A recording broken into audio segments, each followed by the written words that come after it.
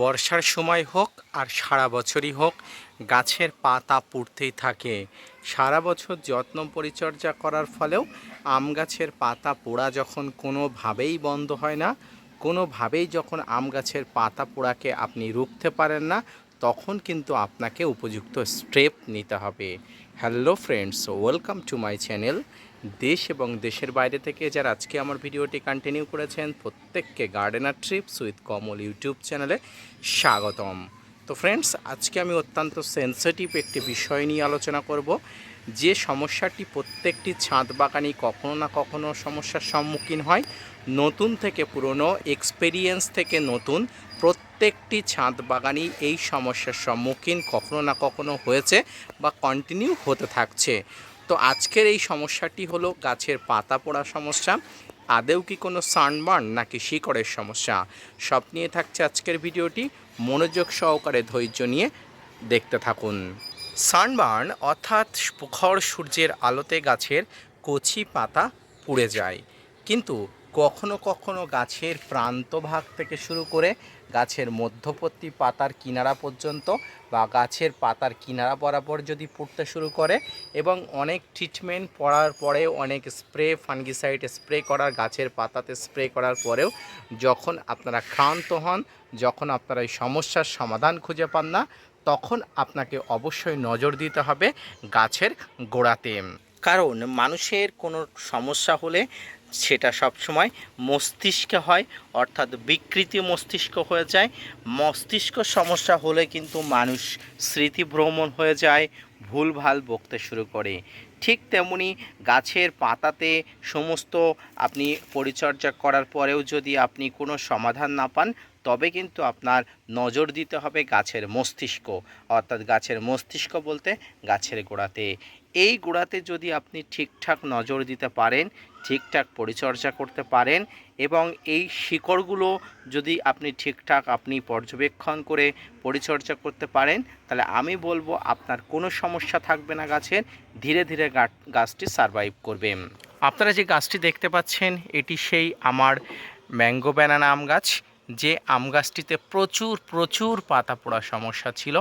গাছটি গত সিজন থেকে আমি আপনাদেরকে দেখাচ্ছি গাছের পাতা পোড়া সমস্যা আছে, এবং আমি ট্রিটমেন্ট করছিলাম। ট্রিটমেন্ট করতে করতে এই গাছটি পুরোপুরি সুস্থ হয়ে পড়েছিল। মাঝখানে প্রায় কয়েক মাস আমি গাছের এই ট্রিটমেন্টটা বন্ধ করে দিয়েছিলাম। অর্থাৎ এই ট্রিটমেন্টটা বন্ধ করার পরে পুরনো যে রোগটা ছিল, সেই রোগটা একটু আধটু দেখা দিচ্ছে। তাই এই গাছের পাতাতে আবার এই পোড়া সমস্যাটি দেখা দিচ্ছে। আর এই পোড়া সমস্যা দেখা দেওয়া মাত্রই আমি আপনাদের সঙ্গে শেয়ার করতে চলে এসেছি। পাশাপাশি এর ট্রিটমেন্ট কী আছে, এই ট্রিটমেন্ট আমি আপনাদের সঙ্গে দেখাবো। তো আসুন, বেশি কথা না বাড়িয়ে আমি কি ট্রিটমেন্ট করছি, কি উপকরণগুলো গাছের শিকড়ে দিচ্ছি, এর পাশাপাশি আমার আরও একটি গাছ আছে যে গাছটির পাতা পোড়া সমস্যাজনিত ট্রিটমেন্ট চলছে, সেই গাছটাতেও কী ট্রিটমেন্ট করছি তা আপনাদের সঙ্গে বিস্তারিত আলোচনা করব। ধৈর্য ধরে দেখতে থাকুন। তো গাছের শিকড়ের সমস্যার সমাধান করতে গেলে আপনাকে মূলত 3টা থেকে 4টি উপকরণ অবশ্যই লাগবে। প্রথম হলো একটি জলের পাত্র, যেটাতে জল থাকবে। দ্বিতীয় যেটি লাগবে অবশ্যই যেটা আবশ্যিক, সেটি হচ্ছে হাইড্রোজেন পারক্সাইড। অত্যন্ত কার্যকরী ছাদ বাগানে গাছের শিকড়ের সমস্যা, শিকড়ের ট্রিটমেন্ট, পাশাপাশি গাছে স্প্রে করার জন্য উপযুক্ত এবং কার্যকরী অনুঘটকের ভূমিকা নেয় এই হাইড্রোজেন পারক্সাইড। তো এটি আপনাকে অবশ্যই রাখতে হবে। দেখতে পাচ্ছেন আমার এখানে হাইড্রোজেন পারক্সাইড আছে। এর পাশাপাশি যেটা রাখতেই হবে সেটা হচ্ছে কালো সোনা বা হিউমিক অ্যাসিড। এই কালো সোনা বা হিউমিক অ্যাসিডের কার্যগুণ ক্ষমতা কী, সেটি আপনারা গুগল সার্চ করলে বুঝতে পারবেন। এটির কার্যগুণ ক্ষমতা এত বেশি, যেটাকে কালো সোনা নামে অভিহিত করা হয়। এর পাশাপাশি যেটা আপনাকে রাখতেই হবে সেটি হচ্ছে একটি ভালো উন্নত মানের ফাঙ্গিসাইড। আর আমার কাছে যে ফাঙ্গিসাইডটি আপনারা দেখছেন সেটি হচ্ছে ব্লাইটক্স। এই ব্লাইটক্স ফাঙ্গিসাইড উন্নত মানের একটি ফাঙ্গিসাইড। যারা এই ব্লাইটক্স ফাঙ্গিসাইড কিনতে পারবেন না, কারণ এটি অত্যন্ত ব্যয়বহুল একটি ফাঙ্গিসাইড, প্রায় প্রচুর দাম এই ফাঙ্গিসাইডের। আপনারা লুজ নিলে প্রায় 100 গ্রামের দাম প্রায় 80 থেকে 90 টাকা নিয়ে নেবে। যদি আপনারা নিতে পারেন খুবই ভালো, এবং যদি আপনারা না নিতে পারেন তাহলে আপনারা অবশ্যই সাফ ফাঙ্গিসাইড ব্যবহার করবেন। তো আমি দুটো উপকরণ এখানে রেখেছি। তো যদিও আমি এখন এই মিশ্রণে আমি অবশ্যই ব্লাইটক্স মিশিয়ে দেবো। তো আসুন কিভাবে এই মিশ্রণটি তৈরি করব গাছের পাতা পোড়া সমস্যাকে সমাধান করার জন্য। প্রথমে এই 1 লিটার পরিমাণ জলে আপনাকে যেটা করতে হবে সেটি হচ্ছে এই ডালা, অর্থাৎ এই ডালা দেখুন, এটি 10 ml একটি বোতলের ডালা। এখানে আপনাকে যেটা করতে হবে সেটি হচ্ছে 10 ml পরিমাণ এই হাইড্রোজেন পারঅক্সাইড নিয়ে নিতে হবে। আপনারা দেখতে পাচ্ছেন আমি 10 ml পরিমাণ নিচ্ছি, নিয়ে এরপরে আপনাকে এই কন্টেনারে ঢেলে দিতে হবে। দেখুন আমি দিয়ে দিয়েছি। দেওয়ার পরে আপনাকে 1 থেকে 2 গ্রাম বা 1 থেকে 2 গ্রামের একটু কম আপনাকে এই হিউমিক অ্যাসিড বা কালো সোনা আপনাকে নিয়ে নিতে হবে। লক্ষ্য রাখুন জলের আকারটা কেমন হয়। জলের আকারটা সম্পূর্ণ পাল্টে যাবে, জলের আকারটা একদম বিবর্ণ হয়ে যাবে, কালো হয়ে যাবে, এটি আপনাকে নিতে হবে। এরপরে আরও একটি জিনিস যেটি নিতে হবে, যেটি না নিলে হবে না, সেটি হচ্ছে ফাঙ্গিসাইড। এই ফাঙ্গিসাইড আপনারা কতটা নেবেন, এমন একটি চামচে আপনারা অল্প পরিমাণ ফাঙ্গিসাইড অবশ্যই নেবেন, নিয়ে এই জলে অবশ্যই দিয়ে দেবেন। দেখুন তাহলে কি হলো, এই জলের মধ্যে হিউমিক অ্যাসিড, হাইড্রোজেন পারঅক্সাইড এবং এই জলের মধ্যে ফাঙ্গিসাইডের একটা মিশ্রণ আমি দিয়ে নিলাম। এবারে এই মিশ্রণটাকে ভালো করে যে কোনো একটা পাত্র দিয়ে এইভাবে ঘুলিয়ে নেবেন বা পাকিয়ে নেবেন, যাতে এই মিশ্রণটা একদম সম্পূর্ণ ভালোভাবে এর সঙ্গে মিশে যায়।